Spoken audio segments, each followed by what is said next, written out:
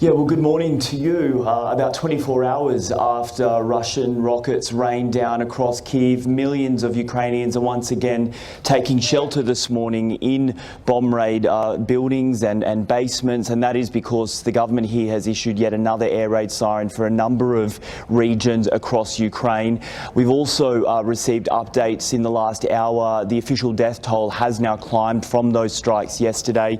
We understand that 19 people have died and 105 people have been injured. It's of course worth noting that Russia has been maintaining that it launched those cruise missiles to attack military infrastructure, but we are just seeing increasingly that it was actually civilian areas that have largely been hit. A children's playground was struck here in Kyiv, a university as well, also an opera theatre, and just a park where people like to go out and do some morning exercise. So in many ways Ukraine's still trying to pick up the pieces from all of this, if you will, but people here are pretty determined. There's no panic or anything like that. They've seen a lot of this before and they are just going to keep shelter until they get the all clear from the government.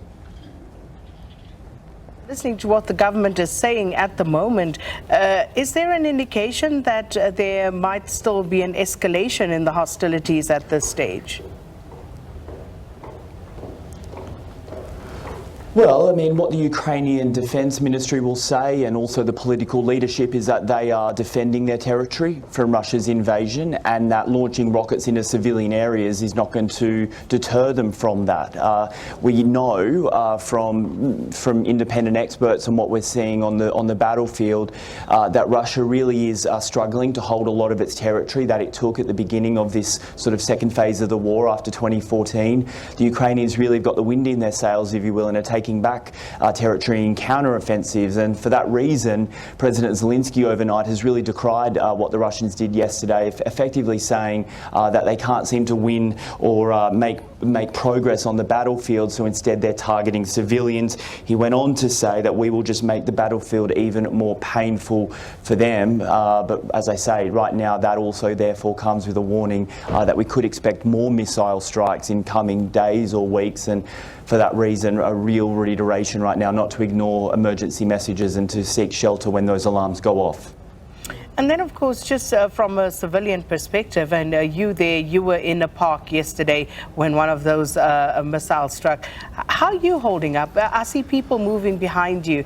You know, what's the mood like there? Well, look, I think the thing that really sticks out in my mind in a lot of this is that I'm staying in a hotel right now because I obviously don't live in Kyiv normally, and the people that work here have just done such an incredibly kind job looking after us despite very difficult circumstances. Also, I'm very lucky to be working with some local Ukrainian journalists here on the ground to help me in my reporting here, and they are just utterly professional and determined to keep telling the world exactly what is happening here.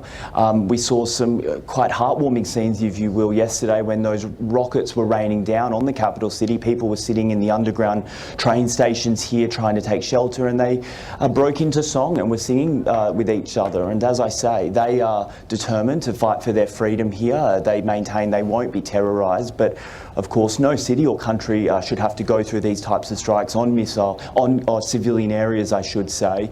So I think from a personal perspective, I do have enormous respect for the way many people here are holding up under incredibly difficult circumstances.